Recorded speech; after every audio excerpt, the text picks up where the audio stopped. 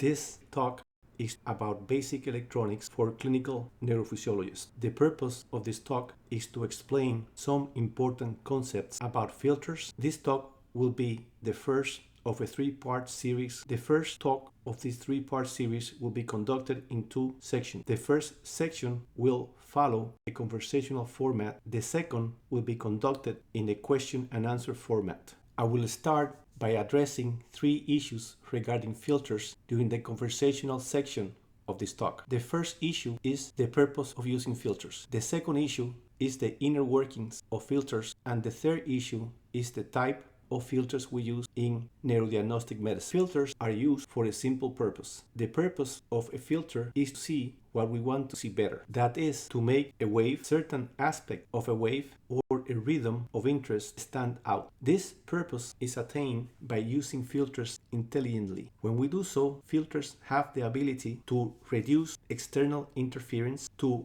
eliminate out-of-band signals that, if allowed to go through the circuit of the equipment, would block further processing, to correct baseline offsets, to limit the frequency range under study, to prevent aliasing prior to analog to digital conversion, and to smooth the result of a process waveform. So now that we commented on the purpose for using filters in neurodiagnostic medicine, I would like to address the second issue, the workings of filters. Most filters used in neurodiagnostic testing work by decreasing the amplitude of a specific frequencies by a predetermined value. I will explain this point further in the following frames. Let's say that a filter presented with an activity composed of a wide range of frequencies ranging from 0.5 Hz to 100 Hz, but of similar amplitude, as I have plotted in this frame. And let's say that the filter specifications are such as to attenuate all 1 Hz activity 25%, 2 Hz activity 50%, 5 Hz activity 75%, 10 and 20 Hz activities 90%, and 50 and 100 Hz activity 100%. This being the case, the activity coming out of the filter should reflect the effects of the designated attenuation, and its plotting would look as depicted in this frame. In this frame, I have presented the input and the output of a filter with the characteristic just described, and in the lower segment of this frame, I have produced a cartoonish representation corresponding to the waves that would be produced at the level of the input and at the level of the output. In this new frame, I have represented the impact of a filter with different specifications than the one previously described. In this filter, contrary to the prior example, the lower frequencies are attenuated. The impact of the waveform is depicted below. In order for a filter to decrease the amplitude of specific frequencies by a predetermined value, and to accomplish this task without significant distortion, the filter must have certain attributes. These attributes are an adequate frequency range so as to be able to analyze all the band frequencies of interest, a consistent phase linearity so as to be able to shift all frequencies by a constant time or not to shift them at all. In this frame, I have presented the function of a filter with good linear response under a happy phase. Please notice the yellow arrow. It represents that the increase in frequency is matched by a similar increase in time. By the side, under the sad phase, I have represented a filter with poor linear response. Again, notice the yellow arrow. In this case, you can see that the increase in frequency is not matched by an appropriate increase in time. I have added to this frame the representation of a spike and wave complex. The two elements are readily appreciated in the spike and wave complex by the side of the linear filter, but not so in the spike and wave complex represented by the side of the non-linear filter. Another quality of a good filter is to produce little noise so as to not contaminate the signal of interest with additional signals generated by the inner functioning of the elements used to construct the filter, and to have sharp definition so as to provide a sharp demarcation between frequency you want to see and frequency you do not want to see. Another important attribute of a good filter is to have internal stability, as not to be influenced by changes in temperature or conditions internal to the equipment. And finally, the last important attribute of a good filter is to process information quickly.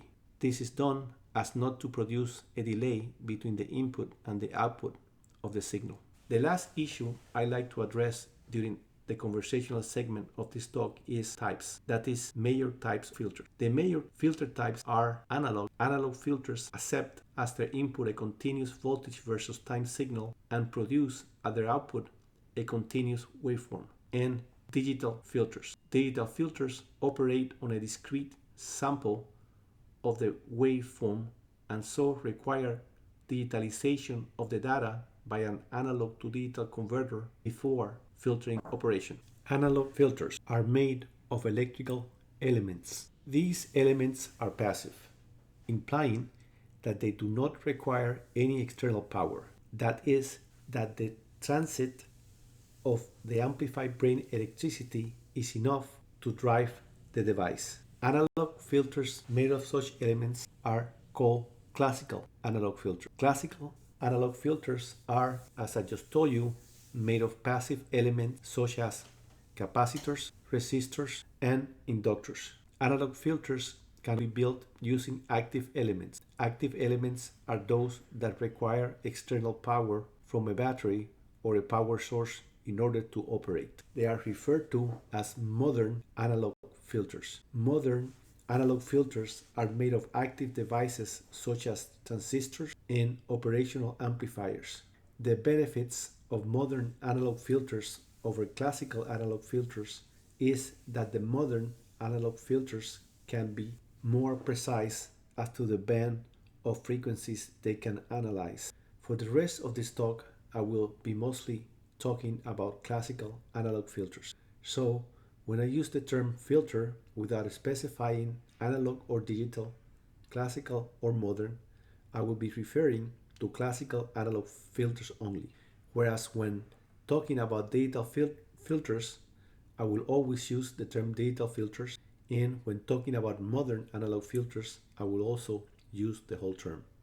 A good place to start talking about classical analog filters is to look at the schematic representation of an old EEG machine. Enclosed in the yellow box are three structures. They are pictorial representations of different types of classical analog filters. Classic analog filters were once used in most electrodiagnostic equipment. Classic analog filters are of three types: low frequency filters, high frequency filters, and 60 Hz frequency filters. 60 Hz filters are also called 50 Hz and notch filters. The latter term is used to emphasize the narrow frequency range of activity it is intended to eliminate. The term 60 Hz and 50 Hz frequency filters derives from their ability to eliminate the frequencies with which commercial alternating electricity is delivered to the electrical appliance. That is 60 Hz in the United States and 50 Hz in Europe. The three types of classical analog filters, low, high, and 60 Hz frequency filters, were very important components in the old analog pre-digital EEG machine world. Currently, the newer EEG machines, so-called digital EEG machines, only use analog high-frequency filters. Yet, judging by the frequency of the questions in the neurophysiological boards exam about classical analog filters, you would think that they are still in high use. So, to keep up with the high numbers of questions about classical analog filters in all exams, I will discuss the three classical analog filters thoroughly. Classical analog filters are made of capacitors. Capacitors are a component of low frequency filters, high frequency filters, and 60 Hz frequency filters. Resistors are another important component of analog filters. They are a component of low frequency filters and high frequency filters. Inductors are yet another component of analog filters. They are used to build 60 Hz frequency filters. And the last, but certainly not the least important component of an analog filter is the ground. The ground in this figure is represented by the green line connecting all three filters. At this point, I will change from the conversational format to the question and answer format, and the first question is: in the classical analog high frequency filters, the capacitor is placed in the path of the current towards further processing and not in the path of the current to the ground.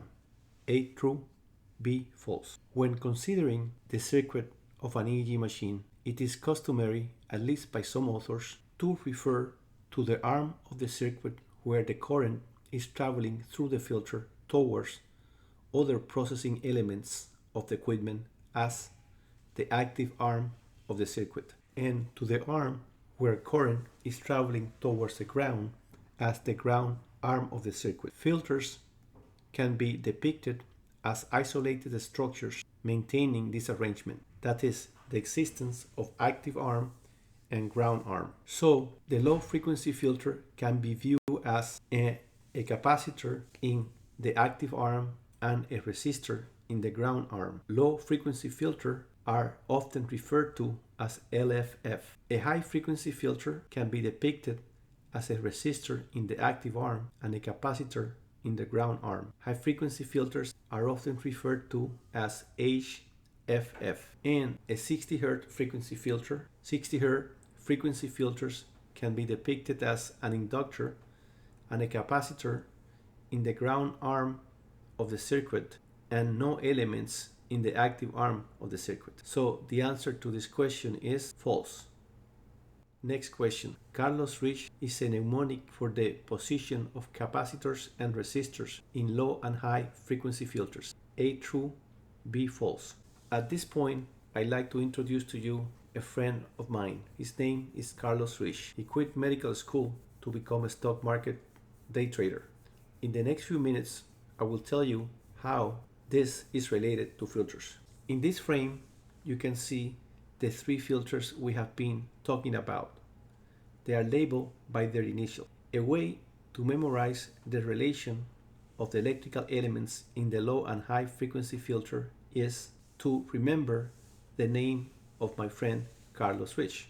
The first name, Carlos, for low frequency filters, notice that Carlos has an L which stands for low frequency filter, and the last name of my friend Rich for high frequency filter. Notice that Rich has an H for high frequency filter. The order of the letter in Carlos is the key for the mnemonic for low frequency filters. In a low frequency filter, the capacitor makes contact with electricity first and the resistor is the second element. The order of the letters in Rich is also the key for the mnemotechnic rule for high frequency filters. The letter H stands for high frequency filter. The R indicates, since it is before C, that the resistor is the first element to come in contact with electrical current. And the C, since it comes after R, indicates that the capacitor is the second element. So the answer to this question is A, true. Next question. Which of the following structures below represents a low frequency filter? A or B?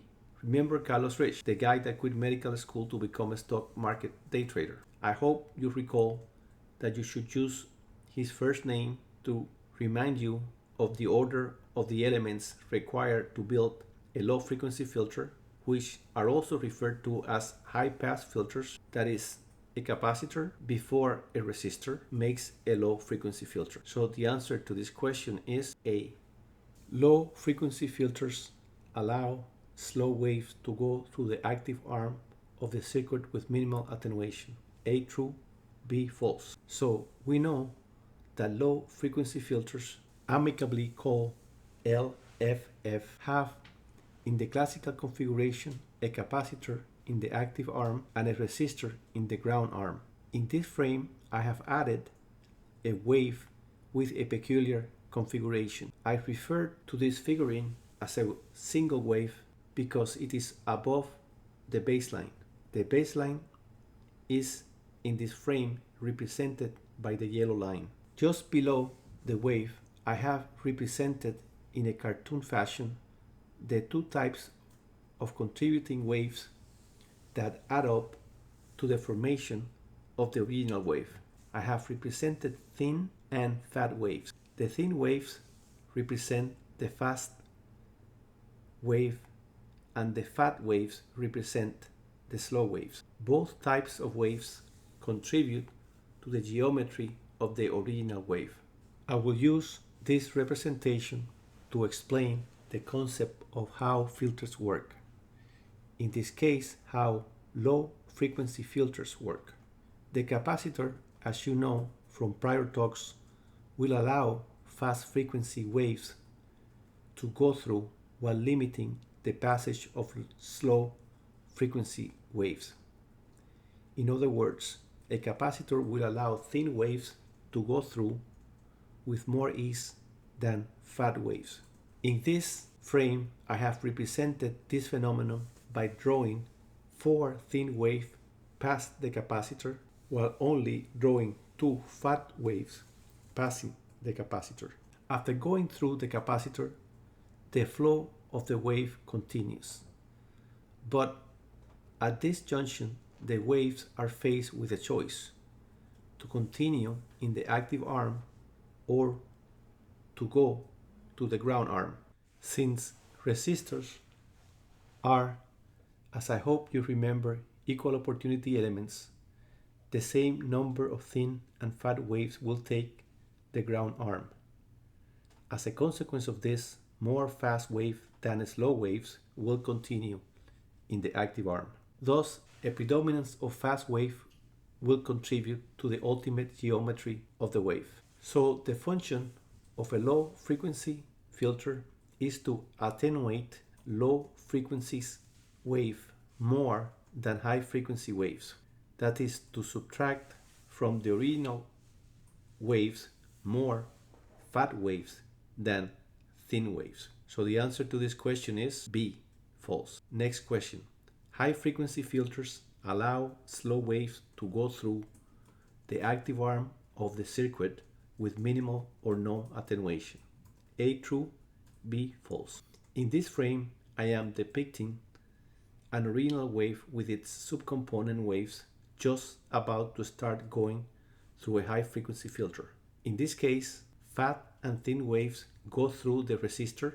Remember, resistors do not discriminate. Once on the other side of the resistor, the current in the form of waves has to choose to continue in the direction of the active arm of the circuit or to take a detour towards the ground arm of the circuit. The capacitor will dictate the behavior of the waves, because by allowing more thin waves than fat waves to go towards the ground, it will allow more fat waves than thin waves to continue in the active arm.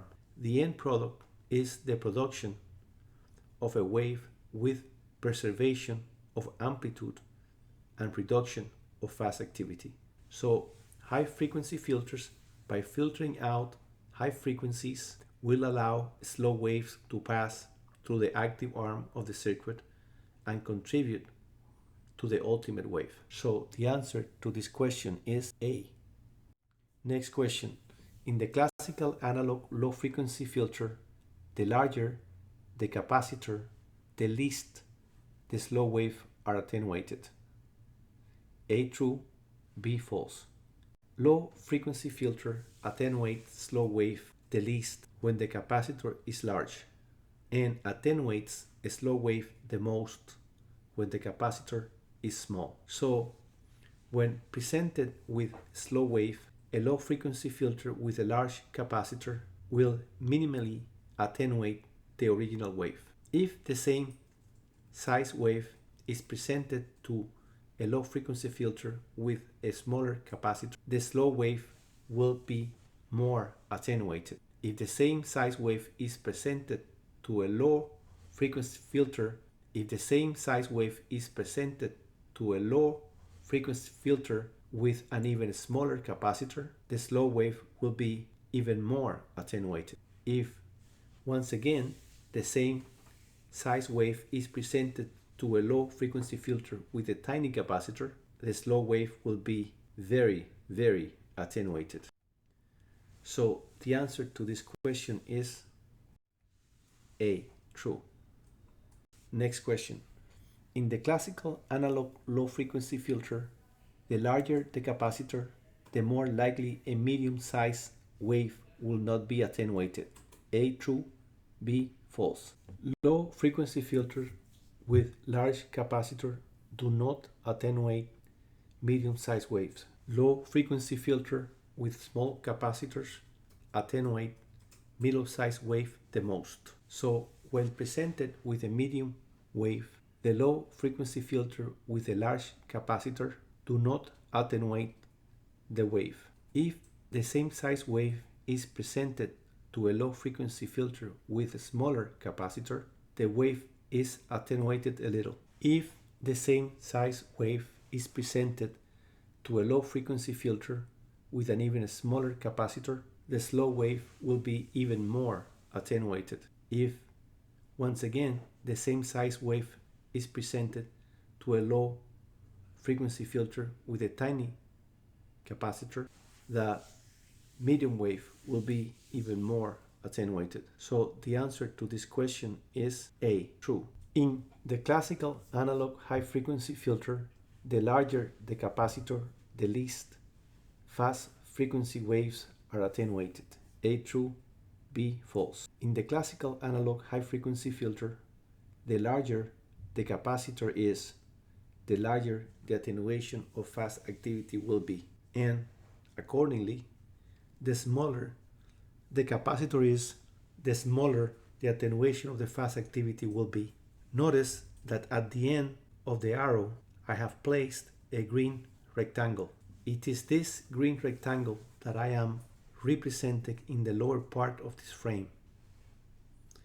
In it, I will introduce the fate of different size waves. Slow waves will not be affected by high frequency filters. Medium wave will be attenuated by high frequency filters with large capacitors. The larger the capacitor, the more the attenuation.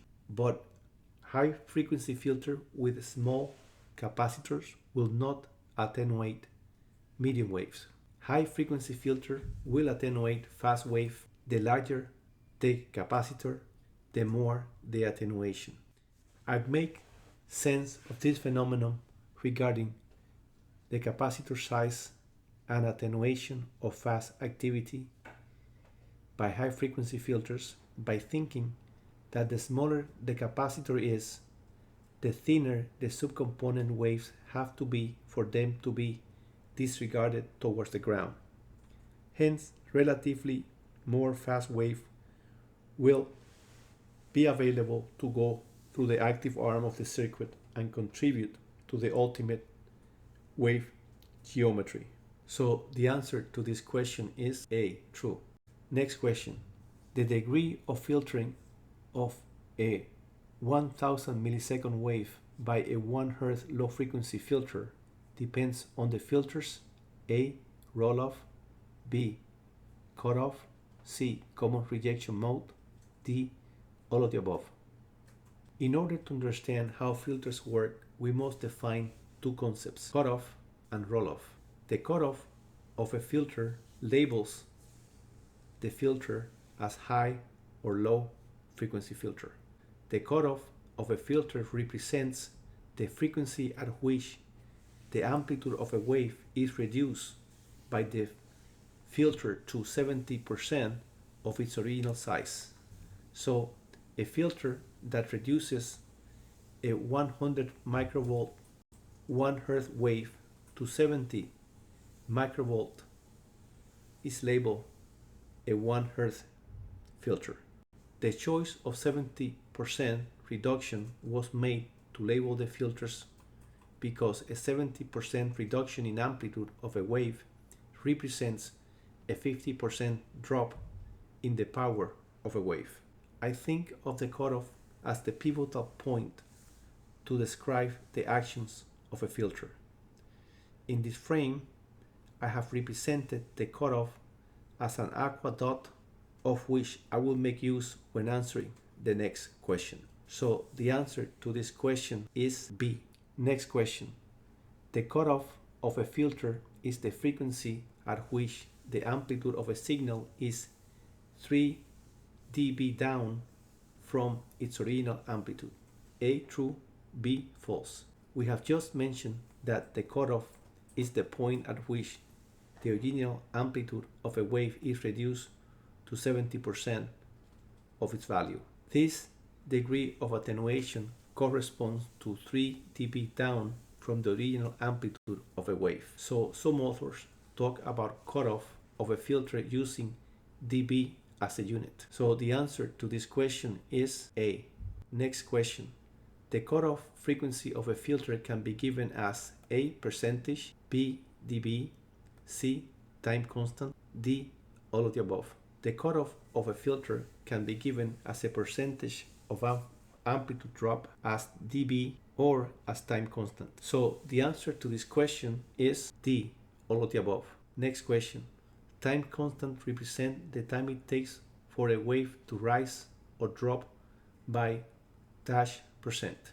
A 31, B 42, C 63, D 90.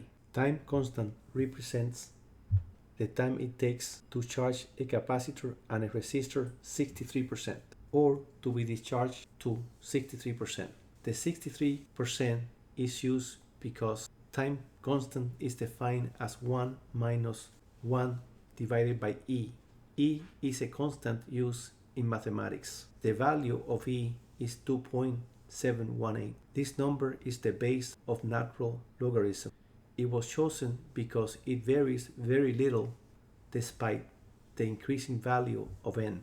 You can see in this figure that going from 10,000 to 100,000 to 1 million makes very little change on the number. So the execution of the operation in this frame, that is dividing 1 by 2.718, is 0.3679. That when subtracted from 1 yields 0.6321. So it was rounded to 63%. So the answer to this question is C, 63. Next question. Time constant is mostly used to describe the effect of low frequency filter on A. Square waves, B. Sine waves, C. Square and sine waves, D. Fast waves.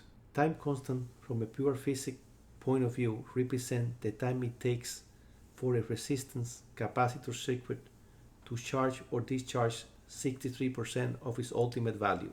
In EEG lingo, time constant is linked to the functioning of low frequency filters and the behavior of square waves.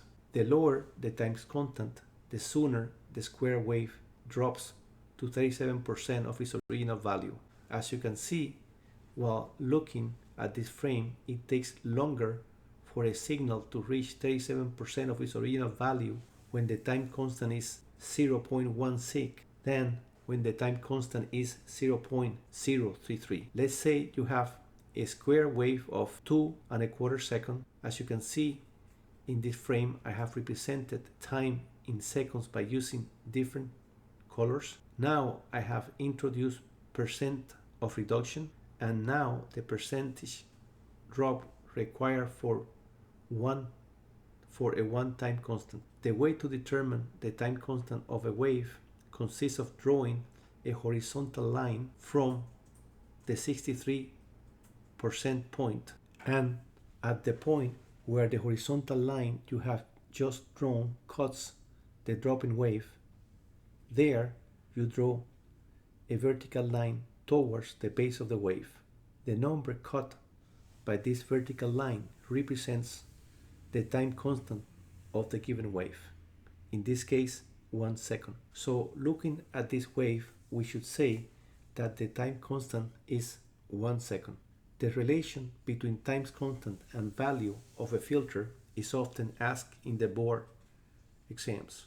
Remember that a time constant of 0.16 second has the same effect on a wave as a 1 Hz low frequency filter, and a time constant of 0.033 seconds corresponds to a 5 Hz frequency filter. An analogy often made is that time constant behaves like a door.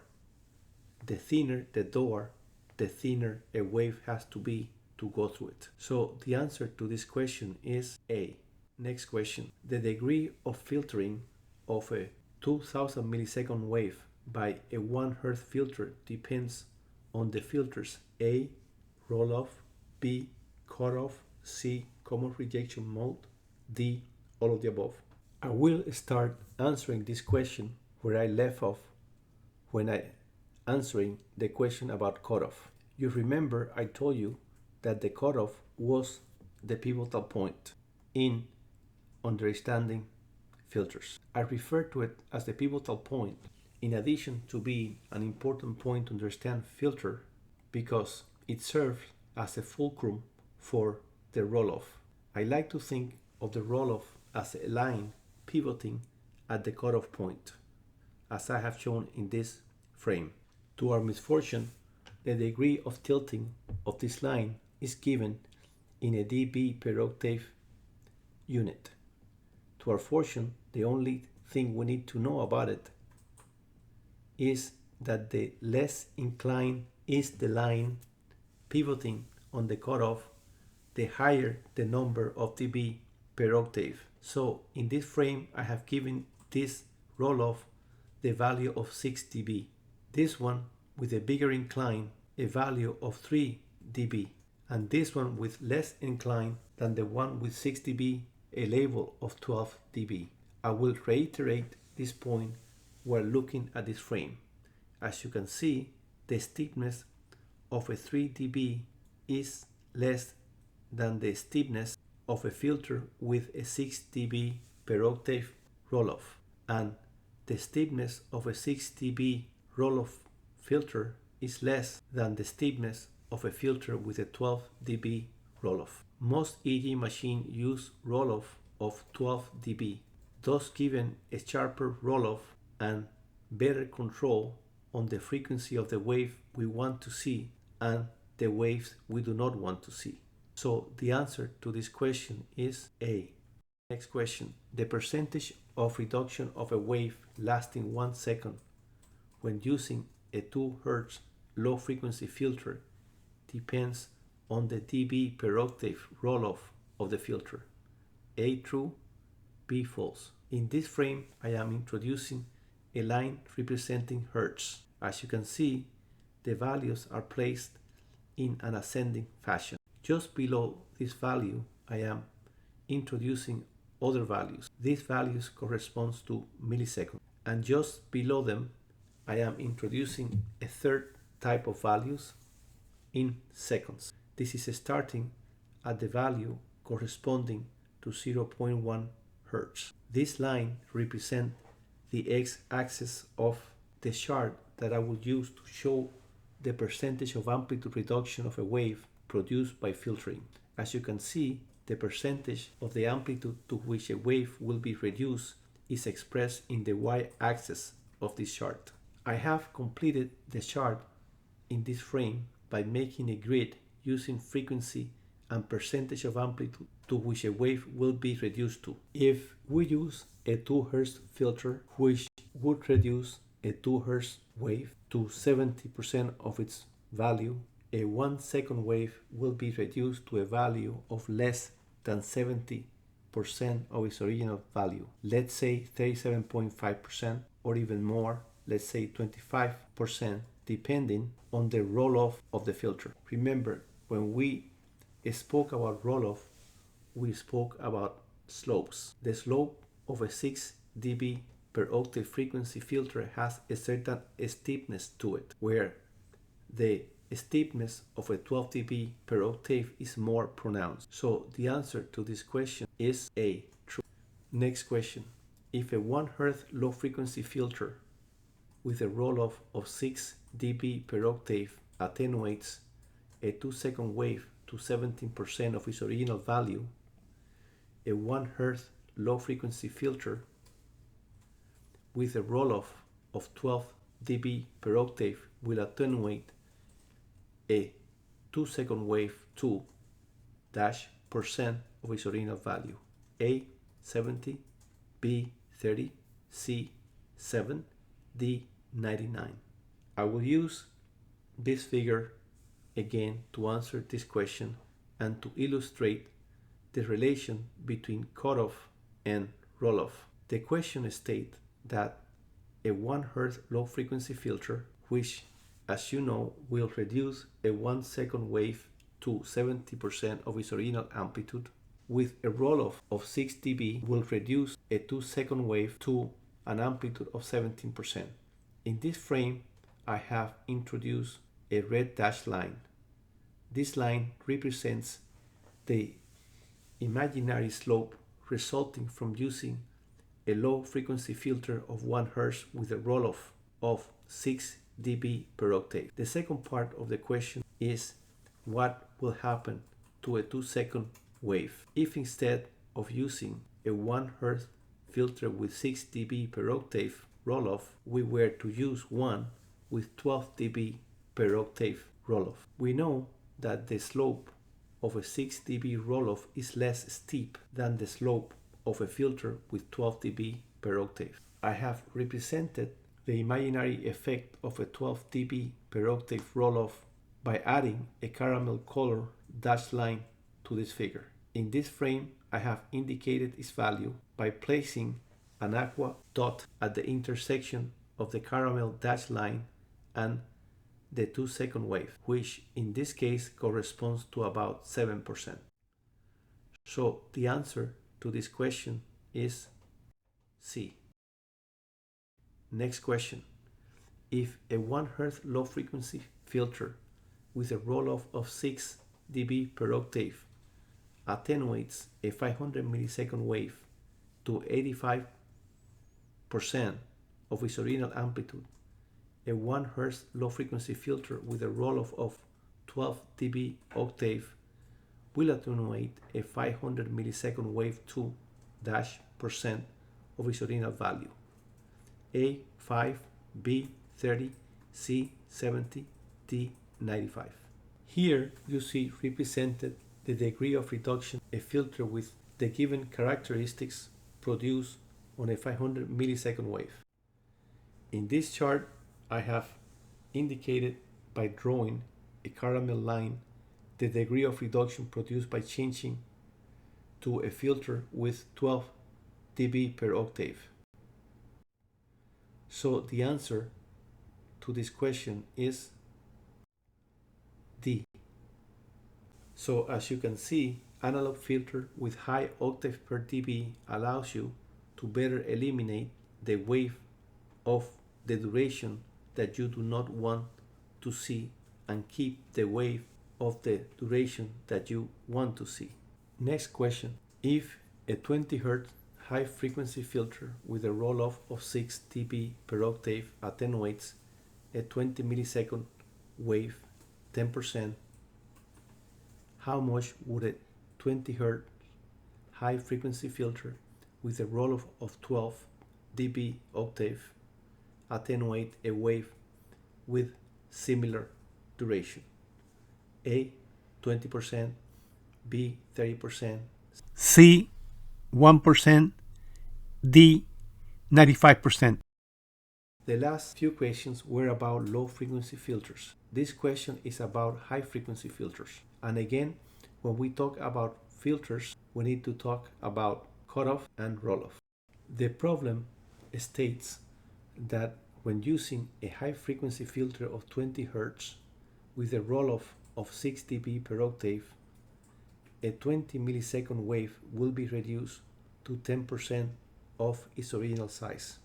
And as we change the roll-off of the filter to 12 dB, what would the amplitude of a 20 millisecond wave be? And as you can see, it will be very small. The answer to this question is 1%. Next question. In addition to dB, another unit to indicate the steepness of a roll-off is pulse. A true, B false. The term we have so far used to refer to the filtering of frequencies neighboring the cutoff point has been roll-off.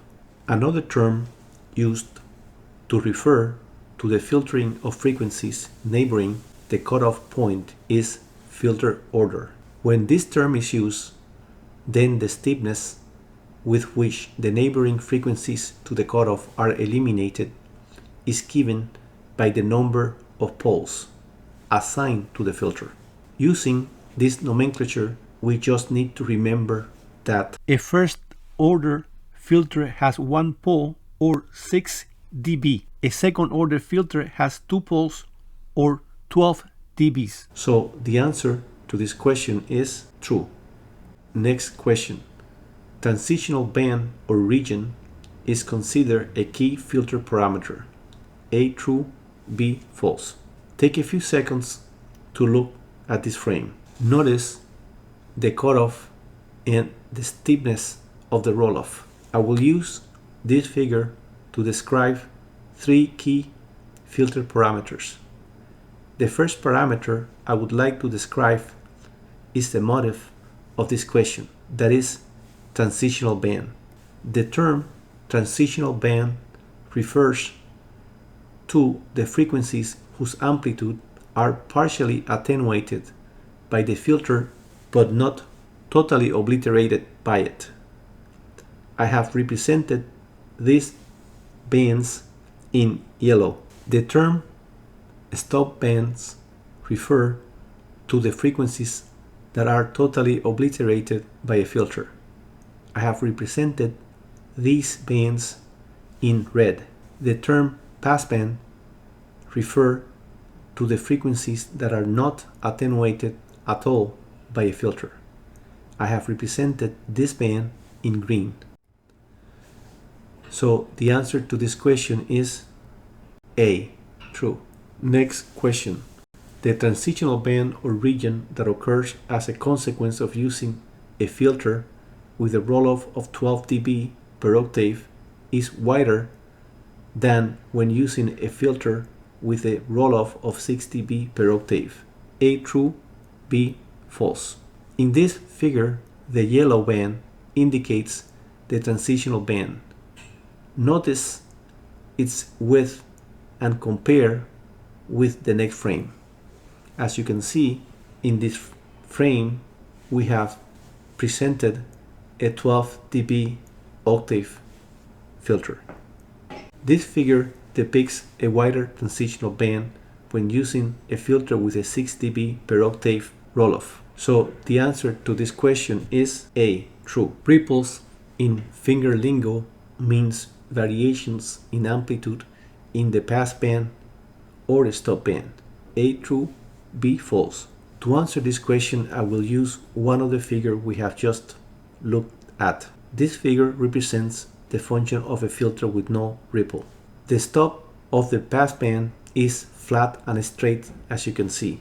In this frame, I am representing ripples in the pass band. Ripples in the pass band attenuates wave with frequencies you do not want to attenuate. The floor of the stop band is also flat and straight in this figure. In this frame, I am representing ripples in the stop band. Ripples in the stop band introduce to the wave frequencies you do not want to be included to the final morphology of the wave. So the answer to this question is true. Next question. Which of the following filter family has a steeper roll-off? A. Bessel, B. Butterworth, C. Chebyshev, D. Elliptical. We have so far talked about 3 attributes of filters. We have talked about type of filters, cutoff frequencies of filters, roll-off frequency of filters, And now we're going to talk about the fourth attribute. The fourth attribute has been called transfer function or filter characteristic. Based on the difference in types of transfer function, 5 family of filters have been listed: Bessel, Butterworth, Chebyshev, inverted Chebyshev, and elliptical. They differ in transitional bands and ripples. Ripples can occur in the pass band and in the stop band, as we have just previously mentioned. Butterworth has a thick transitional band and no ripples at the pass band or stop band. Chebyshev has a thin transitional band and ripples in the pass band, but no ripples in the stop band. Chebyshev inverted has also a thin transitional band and has ripple in the stop band, but no ripples in the pass band. Elliptical has the thinnest transitional band, but has ripples at both ends. So the answer to this question is D. Next question. Notch filters are labeled according to their cutoff. A true, B false. So far we have said that the cutoff of a filter, whether a low frequency filter or a high frequency filter, defines the filter. This is not the case with notch filters. Notch filters are labeled according to the frequency they attenuate the most. In addition, notch filters have a very steep roll-off. Going back to the chart that I have so often used in this talk to illustrate the effects of filters, I will bring it back in order for me to show you the effects of 60 Hz notch filter. A 60 Hz notch filter affects activity of about 16.6 milliseconds. This is the duration of the activity most affected by a 60 Hz notch filter, while the neighboring activity is attenuated by much less percentage. Digital filters do an even better job in restricting attenuation to the wave lasting 16.6 milliseconds, which correspond to 60 Hz electricity. So the answer to this question is false. This concludes the first of the 3-part series about filters and analog to digital converter. Thank you very much for your attention.